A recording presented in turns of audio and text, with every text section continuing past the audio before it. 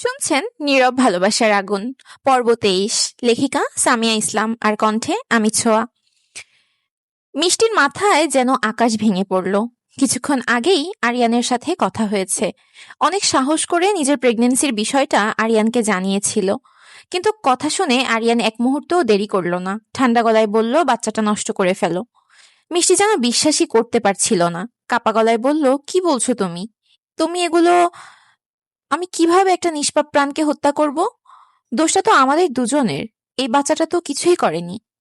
কিছুক্ষণ চুপ থেকে মিষ্টি আবার বলল, চলো আমরা বিয়ে করে ফেলি আরিয়ান। কিন্তু আরিয়ানের উত্তরটা আরো কঠিন ছিল। আমি এখন বিয়ে করতে পারবো না। আমার এখনো পড়াশোনা শেষ হয়নি। আমার ভিসা পাসপোর্ট রেডি হয়ে গেছে। সামনের মাসেই আমি আমেরিকা চলে যাচ্ছি পড়াশোনার জন্য। তোমার জন্য ভালো হবে বাচ্চাটা নষ্ট করে ফেলো আর নিজের পড়াশোনায় মন দাও। এই কথাগুলো শুনেই মিষ্টি বুঝে গেল আরিয়ানের আসল উদ্দেশ্য। তার চোখ দিয়ে অঝরে পানি পড়তে লাগলো। এমনটা করো না আরিয়ান, এটা তো আমাদের ভালোবাসার চিহ্ন। তুমি কিভাবে এটাকে মুছে দিতে বলো? প্লিজ আমাকে বিয়ে করো। আমি সমাজে মুখ দেখাবো কিভাবে? আরিয়ান বিরক্ত গলায় বলল, দেখো মিষ্টি, ওই দিন যা হয়েছে সেটা একটা ভুল ছিল। আমি তোমাকে বিয়ে করতে পারবো না। এই কথাটা শুনে মিষ্টির ভেতরে সবকিছু যেন ভেঙে পড়ল। রাগ আর কষ্টে সে বলে উঠল, তাহলে এতদিন তুমি আমার সাথে কি করেছো? প্রেমের নাটক? তখন তো বলেছিলে আমাকে বিয়ে করবে, বউ বানাবে। এখন যখন সত্যি বিয়ের কথা আসছে তখন পিছিয়ে যাচ্ছ কেন? তার মানে এতদিন সবকিছুই অভিনয় ছিল? আরিয়ান এবার স্পষ্ট বিরক্ত হয়ে গেল। তোমার এসব আজাইরা প্যাচাল শুনতে আমার ভালো লাগে না। তুমি যদি মনে করো আমি অভিনয় করেছি তাহলে তাই ভাবো। আমি যা বলেছি তাই করো। আর শোনো, আমাকে বারবার কল দিয়ে ডিস্টার্ব করবে না। কিছুদিন পর তো আর ফোনেও পাবে না। আমি আমেরিকায় চলে যাব। এবার মিষ্টি সব বুঝে গেল। কাঁদতে কাঁদতে বলল, কেন করলে আরিয়ান? আমার সাথে এমনটা না করলেও পারতে। কেন আমার জীবনটা নষ্ট করলে? কেন আমার গায়ে কলঙ্কের কালি মাখালে? আমি তো তোমাকে সত্যি সত্যিই ভালোবেসেছিলাম। আরিয়ান বিরক্ত গলায় বলল, এই আবেগী কথা আমাকে বলবে না। তারপর কলটা কেটে দিল।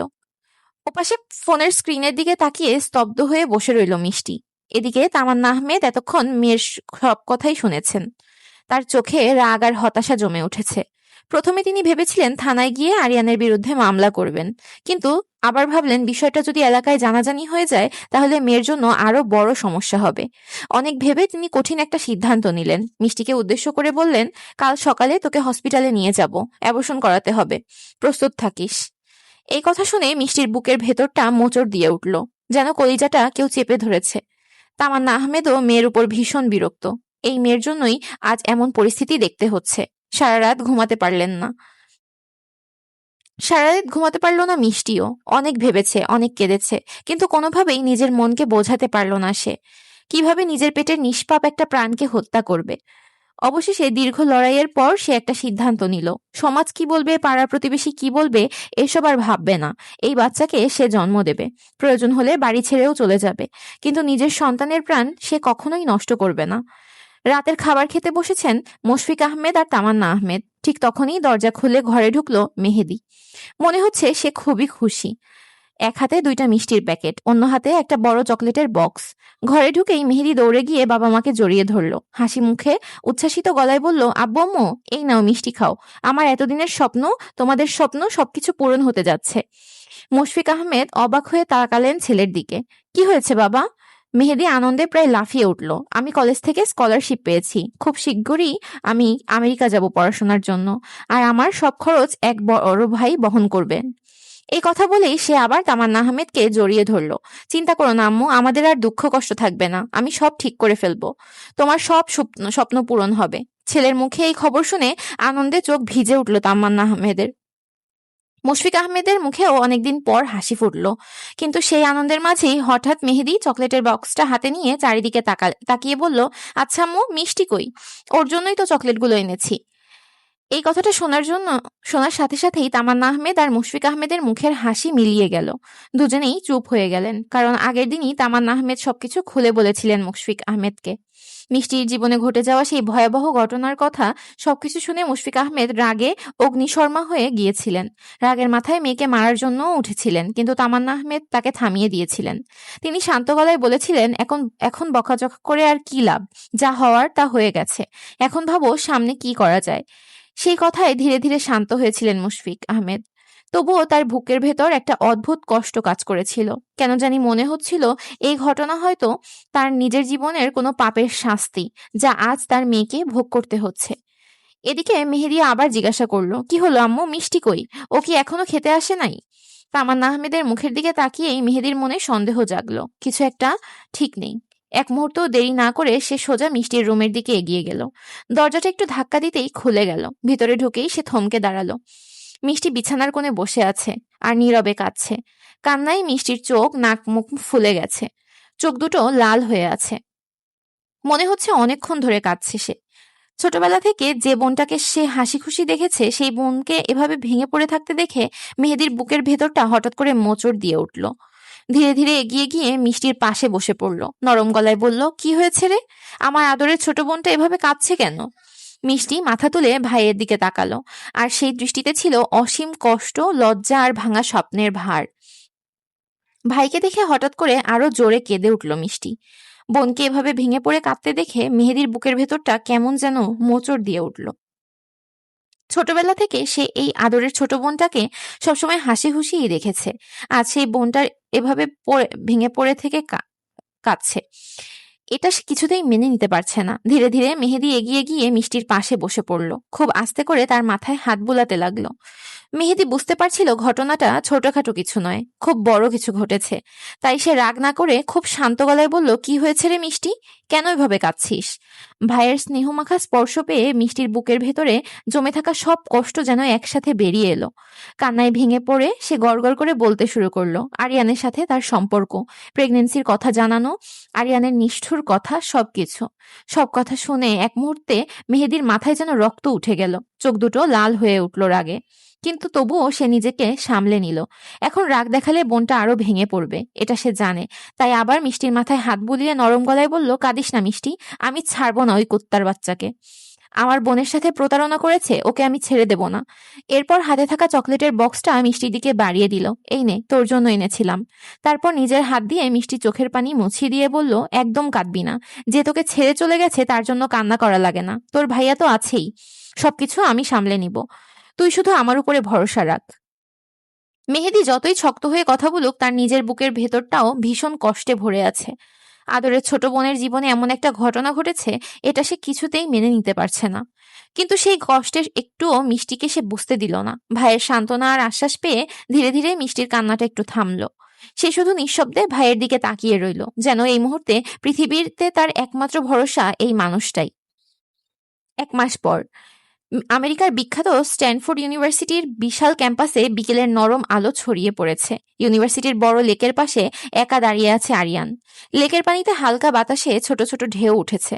চারপাশে ছাত্রছাত্রীরা হাঁটছে, কেউ আড্ডা দিচ্ছে, কেউ বা বেঞ্চে বসে বই পড়ছে।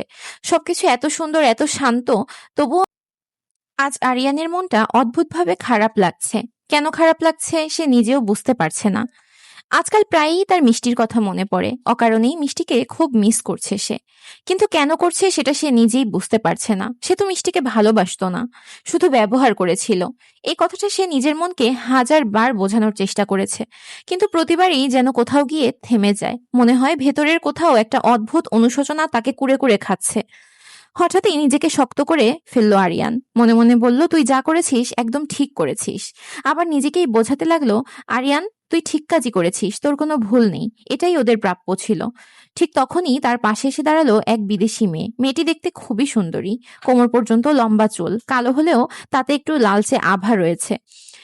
চোখ দুটো গভীর, যেন একদম কালো সমুদ্রের মতো। চিকন গঠন, দুধের মতো সাদা ত্বক। দেখতে যেন এক অপূর্ব সৌন্দর্যের অধিকারী। কিন্তু আশ্চর্যের বিষয়, সেই সৌন্দর্যের দিকে আরিয়ানের চোখ একবারও থেমে থাকলো না। তার চোখ যেন অজান্তেই অন্য কাউকে খুঁজছে। মেয়েটার নাম মাইশা। অল্প কিছুদিন হলো আরিয়ানের সাথে তার পরিচয় হয়েছে। কয়েকদিন আগেই সে এই ইউনিভার্সিটিতে ভর্তি হয়েছে। ভর্তি হওয়ার প্রথম দিনেই আরিয়ানের সাথে তার আলাপ হয়েছিল। আজ আরিয়ানকে এভাবে একা দাঁড়িয়ে থাকতে দেখে মাইশা এগিয়ে এলো। নরম গলায় জিজ্ঞাসা করলো, এভাবে এখানে একা দাঁড়িয়ে আছো কেন? মন খারাপ নাকি? বাড়ির কথা মনে পড়ছে? প্রশ্নটা শুনে একটু চমকে উঠল আরিয়ান। তারপর নিজেকে সামলে নিয়ে হালকা একটা হাসি দিল। না, কিছু হয়নি, আমি ঠিক আছি।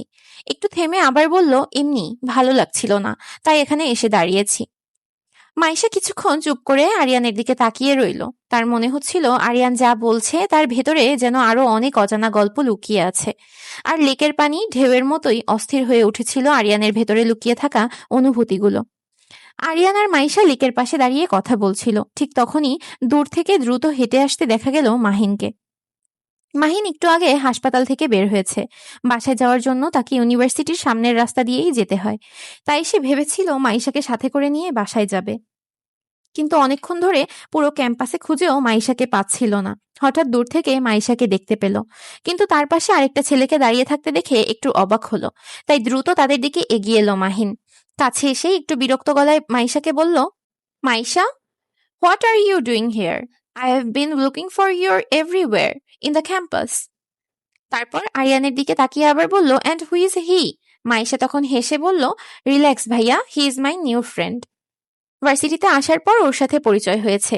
এরপর একটু উত্তেজিত হয়ে বলল, আর জানো ভাইয়া, ও বাংলাদেশি। তুমি তো জানো আমার কত ইচ্ছা বাংলাদেশে যাওয়ার। I really love Bangladeshi language and culture. Mahin তখন একটু হাসলো। তারপর ভদ্রভাবে হাত বাড়িয়ে দিল আরিয়ানের দিকে। Hi, I am Mahin, Maisha's brother. আরিয়ানও হাত বাড়িয়ে দিল, বলল, হাই, আমি আরিয়ান, বাংলাদেশ থেকে এসেছি। মাহিন বন্ধুত্বপূর্ণ ভঙ্গিতে বলল, nice to meet you Ariyan. So which department are you in? Ariyan উত্তর দিল, আমি বিজনেস অ্যাডমিনিস্ট্রেশনে পড়ছি, কিছুদিন হলো এখানে এসেছি।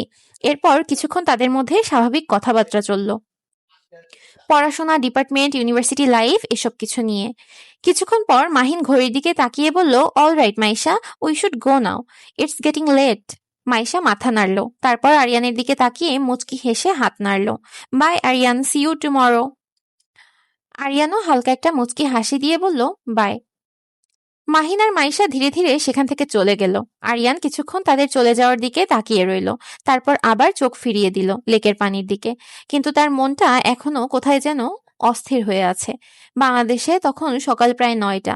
আজকের আকাশটা কেমন যেন মেঘলা মেঘলা। সূর্য উঠেছে ঠিকই, কিন্তু ঘন মেঘের আড়ালে তার আলোটা ফিকে হয়ে গেছে। মাঝে মাঝে জোরে বাতাস বইছে। সেই বাতাসে রাস্তার পাশের গাছগুলোর ডালপালা দুলে উঠছে। শীত প্রায় শেষ হয়ে এসেছে। বাতাসে আর আগের মতো ঠান্ডা নেই, বরং হালকা গরম গরম একটা অনুভূতি। মনে হচ্ছে কয়েকদিনের মধ্যেই গরমটা পুরোপুরি শুরু হয়ে যাবে। দূরে কোথাও কাকের ডাক শোনা যাচ্ছে, আর গলির ভেতর দিয়ে মাঝে মাঝে রিকশার ঘন্টার শব্দ ভেসে আসছে। পাড়ার কিছু মানুষ সকালের কাজ নিয়ে ব্যস্ত, কেউ বাজারে যাচ্ছে, কেউ আবার বাড়ির সামনে ঝাড়ু দিচ্ছে। এই সবকিছুর মাঝেই নিজের পড়ার টেবিলে বসে আছে রূপা। সামনে বই খোলা, কিন্তু পড়ায় তার একদম মন বসছে না। অদ্ভুত একটা অস্থিরতা কাজ করছে তার ভেতরে। ঠিক তখনই রান্নাঘরের দিক থেকে কিছু কথা ভেসে এলো। প্রথমে তেমন গুরুত্ব দেয়নি রূপা, কিন্তু একটু পর যেসব কথা তার কানে এলো সেগুলো শুনে সে একদম স্তব্ধ হয়ে গেল। পাশের বাসার কাকি রূপার আম্মুকে বলছে, মালিহা ভাবি, শুনছেন একটা কথা? সর্বনাশ তো হয়ে গেছে। মালিহা মাহমুদ অবাক হয়ে জিজ্ঞাসা করলেন, কি হয়েছে ভাবি? কাকি একটু গলা নামিয়ে বলল, মুশফিকের মাইয়া তো আকাম ঘটায় ফেলছে। মালিহা কিছুই বুঝতে পারলেন না। বুঝলাম না ভাবি, কি বলতেছেন? কাকি আবার বলল, মুশফিকের একটা মাইয়া আছে না, নামটা কি যেন? তোমার মাইয়ার লুপার রোগে পড়ে যে। মালিহা একটু ভেবে বললেন, মিষ্টি। তারপর অবাক হয়ে বললেন, কেন, কি হয়েছে? মেয়েটা তো খুব ভালো আর ভদ্র। কিন্তু কাকি তাচ্ছিল্যের সুরে হেসে বলল, ভদ্র মাইয়া? দুনিয়ার নষ্ট। আল্লাহই জানে কোন পোলার লগে নষ্টামি করছে। এখন নাকি প্রেগনেন্ট। যেই পোলার লগে এসব করছে সেই পোলা আবার সাইরা দিছে বাচ্চা পেটে দিয়া। একটু থেমে আবার বলল, শুনছি 2-3 মাস চলতেছে। আর দেখেন মুশফিকের বউটাও কম না। মাইয়া এত বড় কেলেঙ্কারি কাজ করছে, তারপরও কেমনে এই মাইয়ারে ঘরে রাখছে? এই কথাগুলো শুনে যেন রূপার শরীরটা হঠাৎ জমে গেল। সে চেয়ারে বসে আছে, কিন্তু মনে হচ্ছে তার শরীরের সব শক্তি এক মুহূর্তে হারিয়ে গেছে। মিষ্টি তার পরিচিত শান্ত স্বভাবের সেই মেয়েটা, তার সম্পর্কে এমন কথা? রূপা নিঃশব্দে বসে রইল, যেন পাথরের মতো স্থির হয়ে গেছে। পাশের বাসার কাকি তখনও থামেনি, আবার বলতে শুরু করলো, মালিহা ভাবি, নিজের মাইয়াটার দিকে কিন্তু একটু খেয়াল রাখবেন। নষ্টের সাথে চলাফেরা করলে নষ্ট হইতে সময় লাগে না। আপনার মাইয়াটা ভালো আমরা জানি, কিন্তু সঙ্গদোষে লোহা ভাসে, এই কথাটা তো শুনছেনই। তাই মাইয়াটার দিকে একটু নজর রাখবেন, না হলে আপনার মেয়েও ওই পথে যাইতে সময় লাগবে না। এই কথাগুলো শুনে মালিহা মাহমুদের ধৈর্য একেবারে শেষ হয়ে গেল। তিনি রাগে গলা শক্ত করে বললেন, ভাবি, অনেক হয়েছে। আমার মেয়েকে নিয়ে আর একটা বাজে কথাও বলবেন না। চোখে তখন স্পষ্ট রাগের ছাপ। সবসময় অন্যের দোষ খুঁজেন, কিন্তু নিজের দিকে কখনো তাকাইছেন? আপনার নিজের মেয়েটা 2 বছর আগে একটা ছেলের সাথে পালায় নাই? বিয়ের আগে পোলার সাথে যা তা করছিল, সেসব কি আমরা জানি না? একটু থেমে আবারও কড়া গলায় বললেন, ওইসব কাজের সাথে আপনিও কম জড়িত ছিলেন না। তাই অন্যের দোষ খুঁজতে না গিয়ে চুপচাপ নিজের দিকে তাকান, নিজের আল্লাহরে ডাকেন। অন্যেরে খোঁচা দিতে গেলে নিজের কথাগুলোও বের হয়ে যায়। মালিহা মাহমুদের এরকম কড়া কথা শুনে পাশের বাসার কাকি একদম থমকে গেল। তার মুখের ভাষা যেন হঠাৎ বন্ধ হয়ে গেল। লজ্জা আর অস্বস্তিতে এক মুহূর্ত সেখানে দাঁড়িয়ে রইল না। ওই দিন মিতালি আর এভানের সম্পর্কের সবকিছু ঠিক করে দেয় মেহেরান। এরপর এভান আর মেহেরান একসাথেই নরওয়েতে ফিরে যায়। নরওয়েতে ফিরতেই আবার শুরু হয়ে যায় আগের সেই ব্যস্ততা। মেহেরানের ব্যবসা এখন এক দেশে সীমাবদ্ধ নেই, পৃথিবীর একাধিক দেশে তার বিজনেস ছড়িয়ে আছে। তাই সবকিছু ঠিকভাবে পরিচালনা করতে গেলে তাকে সবসময়ই ব্যস্ত থাকতে হয়। প্রতিটি দেশের ব্যবসার দিকে আলাদা করে নজর রাখতে হয় তাকে। তার উপর শত্রুরও অভাব নেই, বিশেষ করে রায়হান, যে সবসময়ই সুযোগ খুঁজে বেড়ায় মেহেরানের ক্ষতি করার। বর্তমানে আমেরিকার সবকিছু দেখাশোনা করছে ইমরান। জার্মানির দায়িত্বে বেশিরভাগ সময় থাকে তানভীর, তার সাথে নীরাও থাকে। তারা দুজন মিলে সেখানকার ব্যবসা সামলায়, আর নরওয়ের সবকিছু সেগুলো প্রায় একই সাথে একাই সামলায় মেহেরান। তবুও তানভীর যতটা সম্ভব মেহেরানের কাছেই থাকার চেষ্টা করে, কারণ সে খুব ভালো করেই জানে মেহেরানের শত্রুর অভাব নেই। কখন কে কি করে বসে সেটা আগে থেকে বলা যায় না। তাই তানভীর সবসময় চেষ্টা করে মেহেরানের পাশে ছায়ার মতো থাকতে। এতদিন মেহেরান বাংলাদেশে ছিল, তখনও তানভীরও তার সাথে ছিল। আর ওইদিকে বিদেশের ব্যবসার কাজ অনেক সামলেছে নীরা। নীরার পাশাপাশি সাদিকও ছিল।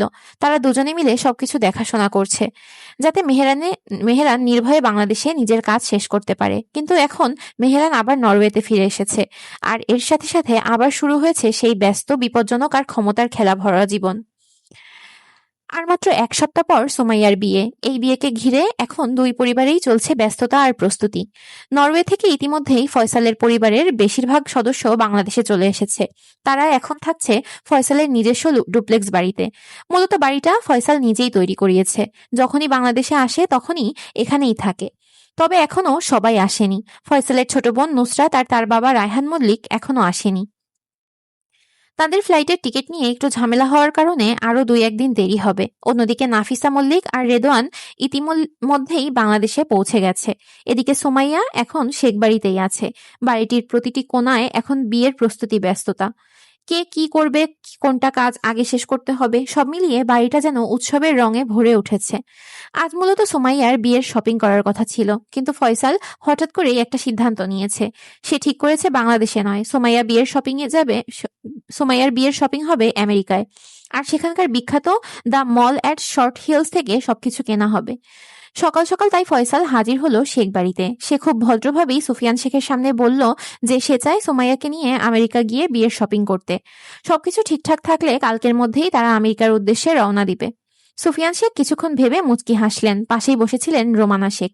দুইজনের মনে তখন এক অদ্ভুত প্রশান্তি। মনে মনে তারা খুব খুশি। রোমানা শেখের মনে হচ্ছিল তার মেয়েটা সত্যি একটা ভালো ছেলে বেছে নিয়েছে।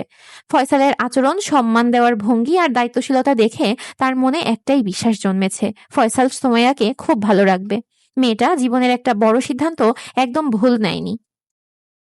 ঠিক তখনই সারিনা হঠাৎ করে একটা কাগজ এনে ফয়সালের হাতে ধরিয়ে দিল। ফয়সাল অবাক হয়ে কাগজটার দিকে তাকালো। এইটা আবার কি? সারিনা একদম সিরিয়াস মুখ করে বলল, লিস্ট। ফয়সাল ভ্রু তুলে বলল, কিসের লিস্ট? সারিনা গম্ভীর ভঙ্গিতে বলল, আমেরিকা থেকে কি কি আনবেন সেই লিস্ট। ফয়সাল কাগজটা খুলে দেখলো, আর 1 সেকেন্ডের মধ্যে তার ভ্রু আরো উপরে উঠে গেল। এটা কি লিস্ট নাকি পুরো শপিং মলের ইনভেন্টরি? সারিনা হাত কোমরে দিয়ে বলল, দুলা ভাই, আপনি তো আমেরিকা যাচ্ছেন, আমি কি 2টা চকলেট লিখে দিব? ফয়সাল মুচকি হেসে বলল, চকলেট না, তুমি তো পুরো আমেরিকাই লিখে ফেলেছো মনে হচ্ছে। সারিনা ভান করে দীর্ঘশ্বাস ফেলল। ইস, আমেরিকা লিখতে ভুলে গেছি। দেন দেন কাগজটা, এটাও যোগ করি। ফয়সাল মাথা নেড়ে বলল, তুমি খুব বিপজ্জনক শালিকা। সারিনা গর্ব করে বলল, এইটাই তো শালি আপনার। একটু প্রিমিয়াম হওয়া দরকার না? ফয়সাল মজা করে বলল, প্রিমিয়াম না, তুমি তো দেখছি লিমিটেড এডিশন। ঝামেলা। সারিনা চোখ ছোট করে বলল, দুলা ভাই সাবধানে কথা বলবেন, আপনার বউ কিন্তু আমারই বোন। ফয়সাল সাথে সাথে বলল, এই জন্যই তো ভাবছি বিয়ের পর আমার আসল বস কে হবে, বউ না শালি। সারিনা একটু কাছে এসে ফিসফিস করে বলল, একটা কথা বলি দুলা ভাই। বলো, এই লিস্টটা আসলে ছোট, চাইলে আমি আরেকটা বড় লিস্ট বানাতে পারি। ফয়সাল 2 হাত তুলে নাটকীয়ভাবে বলল, না না, আল্লাহর দোহাই লাগে, এটাই যথেষ্ট। সারিনা হেসে বলল, ভয় পাচ্ছেন কেন? আপনি তো অনেক বড় বিজনেসম্যান, আপনার জন্য এগুলা তো কিছুই না। ফয়সাল আত্মবিশ্বাসী হাসি দিয়ে বলল, টাকা নিয়ে ভয় না, আমি চাইলে পুরো শপিং মলই কিনে ফেলতে পারি। সারিনা সঙ্গে সঙ্গে বলল, ও তাইলে তো ভালোই হয়েছে। ফয়সাল সন্দেহের চোখে তাকালো, কেন? সারিনা হাসতে হাসতে বলল, তাহলে শপিং মল কিনে ফেলেন, আমি ধীরে ধীরে সব নিয়ে নিব। ফয়সাল মাথা নেড়ে হাসলো, দেখতেছি, বিয়ের পর আমার সবচেয়ে বড় ঝামেলা হবে এই শালি। সারিনা গর্ব করে বলল, ঝামেলা না দুলা ভাই, এটাকে বলে শালির স্পেশাল অধিকার।